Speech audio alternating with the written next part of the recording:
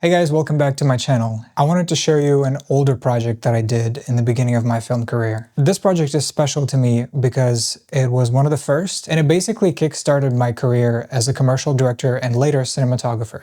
The story follows a robber who robs a bank called Power Bank. Obviously stealing power banks. We open up with a VFX shot of a helicopter passing by with sound design. In this story, there are two realities. One where the robbery takes place, and another one is where a guy is playing this video game on his phone about a bank robbery. And at some point, these two worlds collide, and the robber is giving our character the product, the power bank. Eventually, the cops surround the robber. In the last critical moment before they close in, the character's phone dies, and he needs to use a product to save the day and finish the story. The robber jumps off the bridge, escapes, and it's an epic, great escape. You can check out the full video in the captions. It looks a little bit dated today, but a lot of the things that went into planning and execution of this project still hold up today. Back in 2017, I met this really talented director, and it was my first time collaborating with another filmmaker. I actually reached out to him about this video, so there'll be commentary from him as well. Back in 2017, neither I or Sergey really cared about a specific role on this project, so we just did anything and everything together. And the most special thing about this project was that the client basically gave us the product and said, we don't care what it is, make it look cool. That was probably the biggest jackpot to anybody in the commercial industry. The intention of any commercial is obviously to sell the product. My personal favorite type of commercials are Super Bowl type of commercials that have some kind of clever twist, or they're funny. Or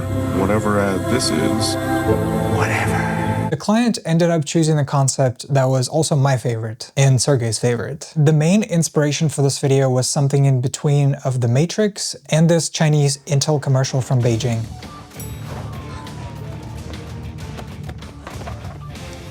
We spent a good amount of time trying to learn from it and analyze it frame by frame.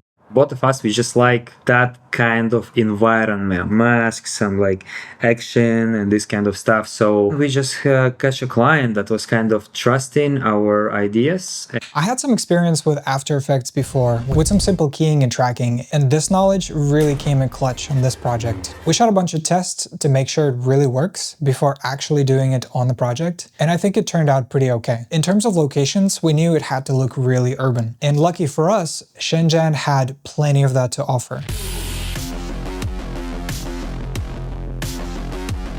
It didn't take us very long to find the props and costumes. We just went to Taobao, the Chinese version of Amazon, and found these Halloween police costumes. Sir, what I'm gonna do is I'm gonna take you to jail. Dispatch, we got a problem here.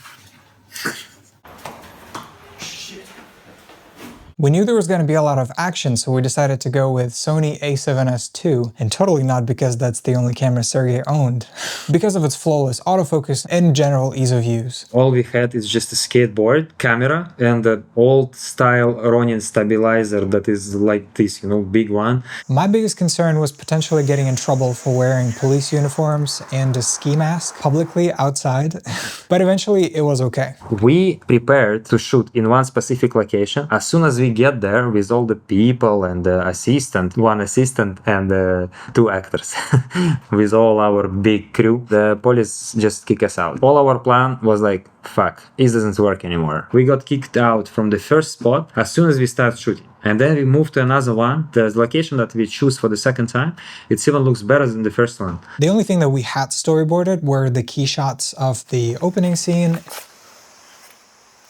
VFX shots, and everything else in between was largely improvised. From technical part, there was no technical part. When I was framing the frames, I was just following my intuition. We didn't have any knowledge. I mean, we knew something. We thought we are like, oh, professionals and nice, but of course, come on. Like, I'm thinking, okay, this shot should be like that. I don't know why. I have no fucking idea. I just do it.